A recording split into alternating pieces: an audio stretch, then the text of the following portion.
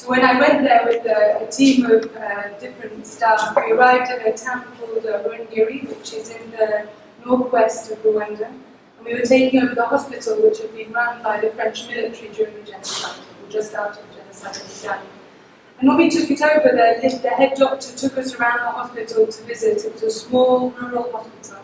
We went to see all the different wards, pediatrics, internal medicine, surgery, etc. And then there was one ward where the doors were shut and no one was going in there. So, what's in there? So, well, there's people in there, there's nothing that we can do for them. We've tried everything and just don't know what it is, and there's nothing to do.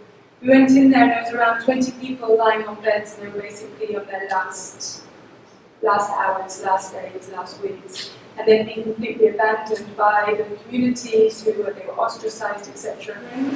And we eventually started to think, well, maybe it's HIV/AIDS because everything else was not working. So I phoned up very innocently and said, okay, send me some medicines, we're going to try for AIDS, send me some AIDS medicines. And they were like, well, do you realise how much these medicines cost? I said, well, I know my friend in London has got HIV and he gets treated with medicines and he's able to put it. Yeah, they cost around $12,000 to $15,000 per year per patient.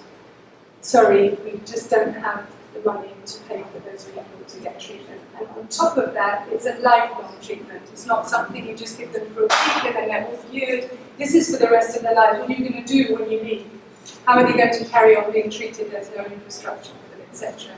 So this was one of the, so all we could do for those people was help them to die with as much dignity as we could. And look after them, hold their hands, clean their sores, and just make it as comfortable as possible. We just had to watch them die. Coming back from that gave me this incredible sense of the injustice that there was, that my friend in London could get his treatment, but yet as soon as I stepped into Rwanda or DRC or any other country in Africa, suddenly people were not afforded the same rights, they were not able to access them. And then after that, after finishing with that, I went back to Canada and I really started working on access to medicines solely, and that was in 2003.